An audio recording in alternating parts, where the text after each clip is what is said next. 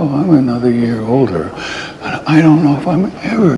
Okay, I know one. The extent and the logic by which the government charges tax. There is a concept called as non-compete fees. अगर आपने कोई business चालू करने का decide करा and you want to be the monopoly player of that market, तो आप जो भी पोटेंशियल बिजनेस है जो उस मार्केट सेगमेंट में एंटर हो सकते हैं उनको एक नॉन कम्पीट फीस दे सकते हैं to not compete against you, ताकि जितने भी कस्टमर्स है remains undivided and you have the whole market for yourself. अब इसमें इनकम टैक्स ने एंट्री मारी और इनकम टैक्स कहती है आपने उस बिजनेस को बिजनेस करने से रोका है, और अगर वो बिजनेस करता तो उसको शायद प्रॉफिट जनरेट होता, और वो जो प्रॉफिट जनरेट होता उस पर वो हमको टैक्स भरता इन फ्यूचर। तो आपने जो है हमारा फ्यूचर टैक्स रोका है via this non compete agreement, और जितना भी अमाउंट नॉन कम्पीट फीस की जैसे पे कर रहे हैं आप, वो एज एन इनकम माना जाएगा और उस पर टैक्स लगेगा which can be as high as 30%। Same happened in the case of Ambani brothers. जब उन्होंने डिवाइड होने का डिसाइड करा, उन्होंने एक एग्रीमेंट साइन करा that they will not enter into each other's territory. तब जितना भी अमाउंट मुकेश अंबानी ने पे करा अनिल अंबानी को to not enter into the